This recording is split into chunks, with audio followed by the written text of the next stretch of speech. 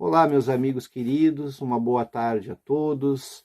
O meu nome é Alexandre, eu sou trabalhador da Sociedade Espírita Círculo da Luz de Osório e trago um abraço a todos vocês em nome desta casa.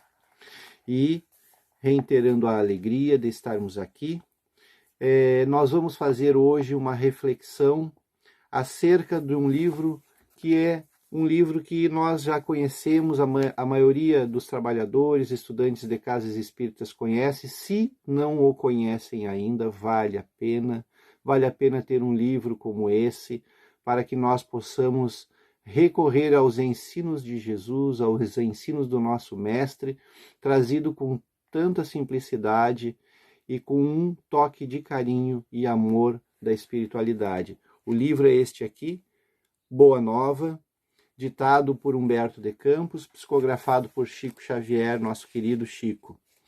E nós vamos hoje fazer reflexões acerca do capítulo 15, Joana de Cusa. Joana era uma das pessoas que seguiam as pregações do Mestre.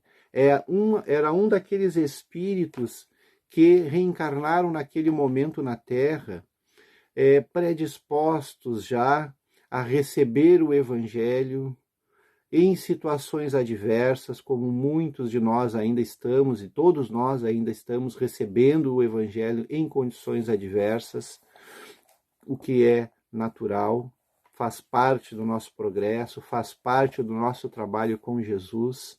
E quando nós falamos em trabalho com Jesus, é independente de qualquer credo religioso, se nós somos espíritas, ou somos católicos, ou somos evangélicos, todos somos convidados a ser trabalhadores do Cristo, e todos o somos, à medida que nós, então, no nosso dia a dia, vamos dando esse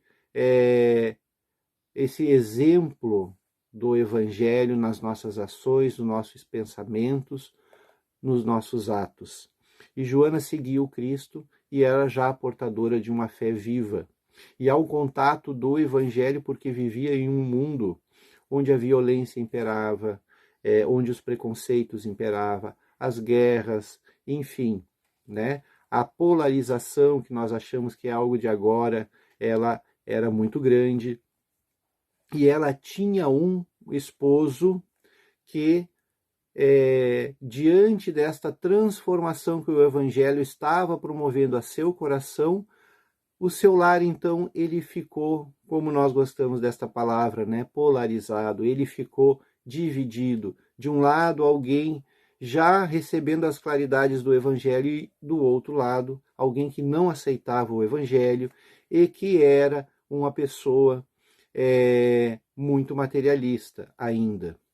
Então Joana sofria com isso. E ela chega então, nesse capítulo, Humberto de Campos narra que ela chega então para o Mestre e abre o seu coração. Ela vem dizer a Jesus dos seus tormentos, dos seus padecimentos, das suas contrariedades, né? Alimentando então, como é comum a todos nós quando nos banhamos do Evangelho, quando nos deliciamos com essa mensagem, quando esta mensagem começa a agir em nós, nós querermos então que ela haja no outro também, pegando uma via errônea, aquela via que nós acreditamos de que nós podemos mudar o outro. E não foi diferente com Joana, um espírito já adiantado, mas encarnado, sofrendo a influência do meio onde ela estava. Né? Então, ela fala das suas lutas e desgostos no ambiente doméstico, coloca tudo para Jesus, e Jesus, então, a esclarece. Jesus, então, a envolve com o seu amor, com a sua sabedoria, e deixa, nessa ocasião, uma mensagem, como todas as mensagens que o Cristo nos deixou. E Humberto de Campos traz isso, né? A espiritualidade faz isso. Eles se referem, né, a essas questões como os folclores do céu, porque nós sabemos do Evangelho, das Escrituras. Nós sabemos dos Evangelhos, dos versículos, e a espiritualidade nos traz, então, como que uma conversa mais íntima, como que um desenvolvimento daquela ideia, e Emmanuel, principalmente, nas suas mensagens, trouxe para nós uma aplicação prática para todos nós na atualidade. E quando nós vamos ver no livro Boa Nova, o que Jesus coloca a Joana de Cusa, é como se nós estivéssemos conversando com o Mestre, trazendo então as nossas angústias, os nossos padecimentos. A gente quer então que o mundo seja diferente, a gente quer que o outro seja diferente. E o convite do Cristo, o convite para aquele discípulo que trabalhe pelo Evangelho, pela implantação de um reino de amor, como disse Jesus, é para ser trabalhado intimamente. Não é para querer mudar o outro à força de palavras, à forças de imposições. E Jesus, em determinado momento, vai dizer então para Joana: agradece ao Pai o haver-te julgado digna do bom trabalho. Vejam que ele situa Joana de Cusa como trabalhadora do Evangelho.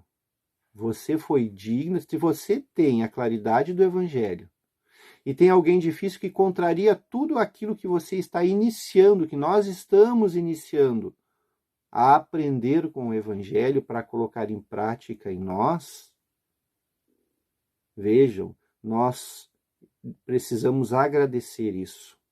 Continua Jesus dizendo: teu esposo não te compreende, a alma sensível? Indaga. Compreender-te-á um dia. É leviano e indiferente? Ama-o mesmo assim. Olha a firmeza e a amorosidade do Cristo. Alguém nos desafia? Alguém é ingrato? Alguém nos calunia? Alguém é difícil para nós, torna a convivência difícil?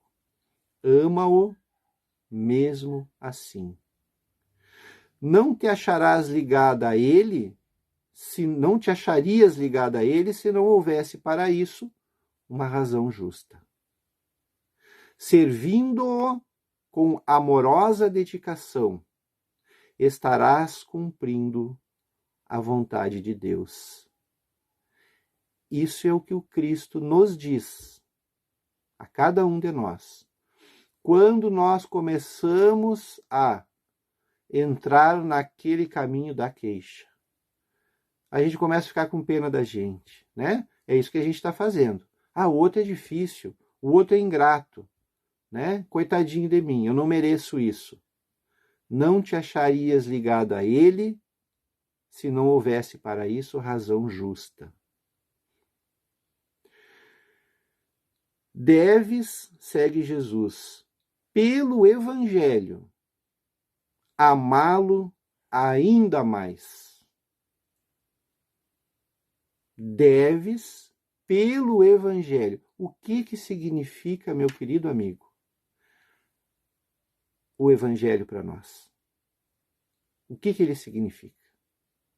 Por esse Evangelho, pelo que nós conhecemos, que traz um benefício ao nosso crescimento espiritual, se o estudá-lo, compreendermos, praticá-lo, por tudo isso, por tudo que o Evangelho já fez na nossa vida, na nossa existência atual, por aquilo que nós já conhecemos do Cristo, o quanto nós precisamos ainda realizar. Segue Jesus. Os sãos não precisam de médicos. Além disso, não poderemos colher uva nos abrolhos. Se o outro é difícil, se o outro é violento, se o outro é hostil, a força de palavra eu não vou colher um fruto doce. Não naquele momento. Mas podemos amanhar o solo que conduziu cardos envenenados, a fim de cultivarmos nele mesmo a videira maravilhosa do amor e da vida. Então, pelo Evangelho, nós temos um trabalho a fazer. na nossa família, com os nossos vizinhos, no nosso trabalho, nos lugares que nós frequentamos. Pelo Evangelho, nós temos um trabalho a fazer ali. E pelo Evangelho, o trabalho sempre vai exigir de nós abnegação, humildade, fraternidade, doação, espírito de serviço. Mesmo quando quem nós estamos nos propondo a servir, a amar, a ser fraterno, não nos devolva isto como nós gostaríamos e erradamente ainda alimentamos a espera do retorno. O trabalho do Evangelho é esse. Jesus é o exemplo.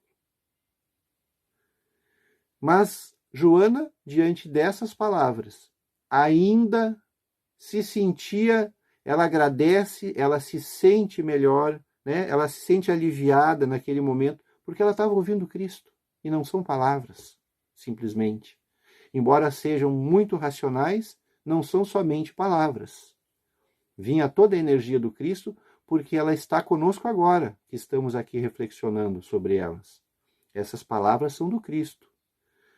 E ela pensa que, e pergunta, não julgais acertado que lute por impor os vossos princípios ao esposo? Ela achou que ela devia, é aquela coisa, a gente vai na casa espírita, toma um passe, né? Se sente melhor, registra uma frase e lembra do outro, né? O outro devia estar aqui ouvindo isso. Nunca é a gente. É mais ou menos essa a ideia. E Jesus responde. Aí é com ele. Cada um que se achar que isso está errado, converse com Jesus. Responde o Cristo. Quem sentirá mais dificuldade em estender as mãos fraternas? Quem sentirá mais dificuldade em estender as mãos fraternas? Vamos imaginar a gente naquela situação difícil. E que normalmente a gente tem razão, né? O outro nunca tem. E a gente quer mudar o outro. Quem tem melhor condição de ser fraterno? Jesus. Jesus coloca assim. Será o que atingiu as margens seguras do conhecimento com o Pai? Ou aquele que ainda se debate entre as ondas da ignorância ou da desolação, da inconstância ou da indolência do espírito? Quanto à imposição das ideias, continuou Jesus, acentuando a importância de suas palavras, por que motivo Deus não impõe a sua verdade, o seu amor, aos tiranos da terra? Quem tem mais condições de ajudar? A gente quer ajudar, porque conhece alguma coisa. Mas a gente quer impor, na verdade, muitas vezes. Mais abaixo, Jesus complementa. Sê fiel a Deus, amando o teu companheiro do mundo como se fora teu filho. Não percas tempo em discutir o que não seja razoável. Deus não trava contendas com as suas criaturas e trabalha em silêncio por toda a criação.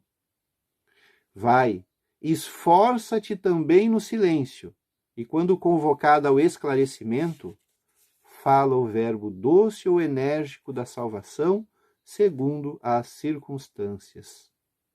E Joana, então, após essa conversa, se modifica.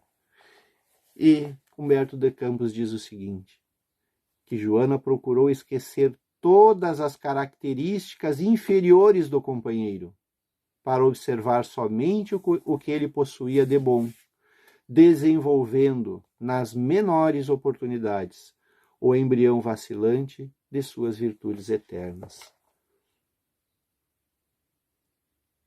Cuidar o nosso olhar em relação ao outro, para que nós não nos percamos em estradas escuras do julgar, do condenar, do impor.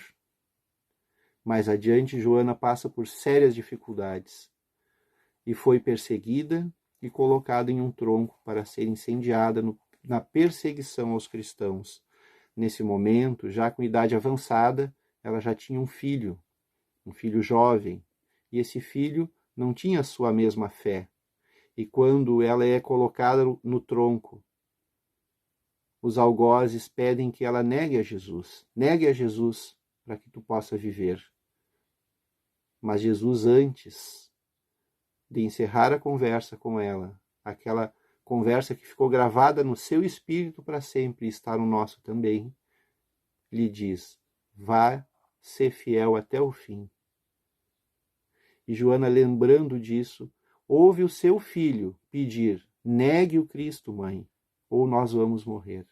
E ela pede que o filho se cale, porque Jesus sofreu o martírio e não tinha nada a que se condenar. Então eles são incendiados, porque era comum isto naquela época. E quando as labaredas, no dizer de Humberto de Campos, começam, ela sente uma mão, vira-se é o Cristo, que lhe dizendo: filha, tem bom ânimo, eu estou aqui. Que possamos nós sentir a presença do Cristo, tendo bom ânimo nos desafios que muito mais são internos, são labaredas internas hoje que crepitam, nos convidando a ser fiel a Deus, como Joana, nessa passagem. Que Deus nos envolva com muito amor e que Jesus esteja ao nosso lado. Muito obrigado, queridos. Muita paz.